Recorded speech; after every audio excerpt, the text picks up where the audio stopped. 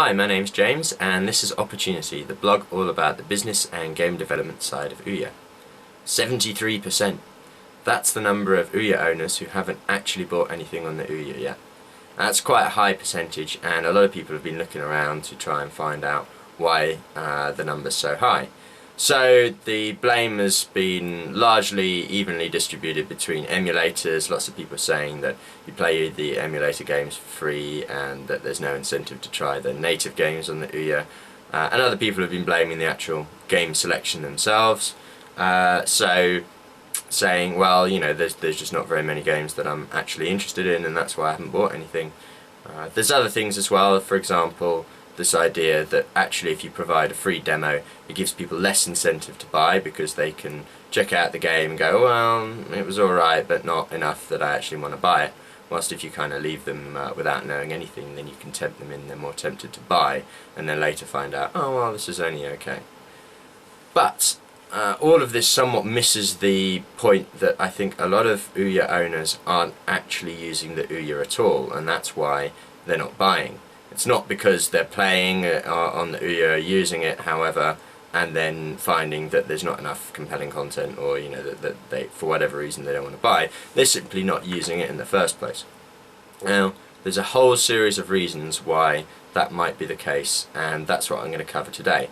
And the first off is that a lot of people suffered from poor communication during the Kickstarter campaign, especially when it came to delivering the consoles. There were shipping delays, and I don't think OUYA were very good at actually communicating that fact, being straight with people exactly when their consoles would turn up. And by and large, you know, everyone's console turned up in the end, but people got very frustrated and annoyed because there was just that lack of information and they felt they were being ignored. I think OUYA had a lot of problems with being overwhelmed in the customer support side of things because people were just bombarding them with emails, you know, every couple of days saying, where's my OUYA, where's my OUYA, and they just couldn't get through them all. So obviously when the OUYA does eventually arrive, a lot of people are going to be subconsciously looking for excuses, you know, why they can just sort of say, well, you know, I've kind of lost enthusiasm for this now, so I'll play it a bit, but really I'm just looking for an excuse to put it to one side. Many people might have, you know, sort of lost faith completely and said, well, I'm not even going to even open the box, or I'm just going to sort of put it back in the box and say, yeah, I don't want it, stick it on eBay because, you know, I've just lost all enthusiasm and energy for it. That's one big thing. Another big thing is that with the first impressions of the OUYA. Now, the OUYA had a technical problem whereby if you downloaded lots of games in a row, so if you just kept clicking download, download, download, then the system would become quite laggy. There'd be quite a lot of controller lag and a lot of people were finding that they'd be told about these problems with the controllers, and then as soon as they were turning on their OUYA for the first time, the first thing they'd do, of course, would be download a bunch of games, and that would then cause the controllers to lag out and all the games to lag out. Doesn't matter the fact that, you know, you only need to reset the console and it's all gone and perfectly fine. The point is that there was that first impression, it fitted with what they'd already been told and what they'd already been read, and so they judged the console just based on that. So until this last generation of consoles, when you released a console, that was it. There were no updates over the internet, there were no patches or fixes. And consumers are still very much in that mindset that a console is made in secrecy, as a big reveal at the end, and then that's it, it's final, it doesn't change, it doesn't evolve over time. OUYA are taking a different approach. They're saying, actually, we're going to put the console out there in the basic form with the final hardware, but certainly not the final software, and then we're going to improve it, we're going to add to it, we're going to iteratively develop it bit by bit. And that's something that they haven't been very good at communicating and that consumers aren't used to. So a lot of consumers are looking at the OUYA when they first get it and say, ah, right, well, it's a bit underwhelming and it's missing all these features. And they're assuming that that's it. They're assuming that that's the final product. They've judged it, they've said, right, I tried the OUYA, wasn't that great, and they put it to one side and say, right, well, you know, move on to something else. Because the OUYA is a new console, and because a lot of the games haven't had much marketing money or resources put into them. Most people, when they first fire up OUYA, they don't know what games are on there. And that means they tend to drift towards games they're already familiar with, names that they've heard of, the Final Fantasy III's, the Shadowguns, Cannibal, etc.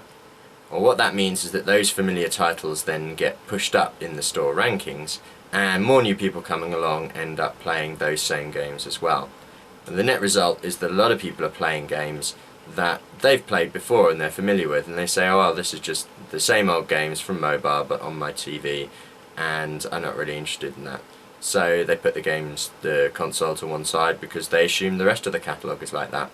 It's fairly evident as well if you look at a lot of reviews for the OUYA.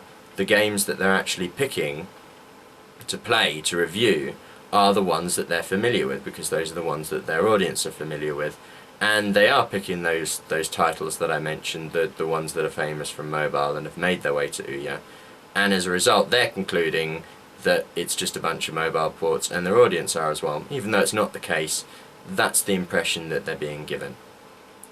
There's also an issue to do with, in my opinion, the sort of place where the OUYA really shines from a mass market point of view. I mean, there's niche games, but it's really about the local multiplayer. It's really about the party games. Most people, when they first turn on the console and start playing the games and downloading them, they don't have all their friends around with them. They haven't maybe worked out that they can plug in their PlayStation 3 or Xbox controllers, and so they're going to be either playing single player games, which are, as I say, either niche or fairly underwhelming in general, or they're going to be playing games that are really, you need lots of other people to play, but they don't have their friends around at the time. So they play a bit of the console, they assume, oh, this is a bit meh, and they put it to one side. And every now and then you hear these stories of people where their friends have come round and they've gone, oh, you've got an OUYA, do you want to play it? Well, yeah, it's alright. And they've sat down and started playing and had an absolute blast. A really good time. And but it's taken, a few weeks or a month before that's happened. And it's only by chance that one of their friends has said, oh, why don't we play that? Why don't we fire up Bomb Squad or Towerfall or one of these other local multiplayer games that they've heard of. In conclusion, the statistics aren't actually as bad as they seem in one sense, in that there's just a lot of people who aren't using their OUYA. But it's bad in the other sense that a lot of people have had bad first impressions, and it's always going to be an uphill struggle to try and turn those around.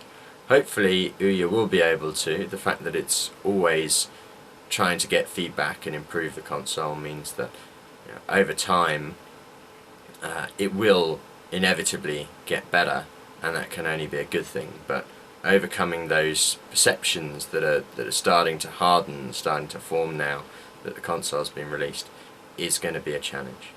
Anyway, that's Opportunity, and I hope you've enjoyed this blog. See you next time.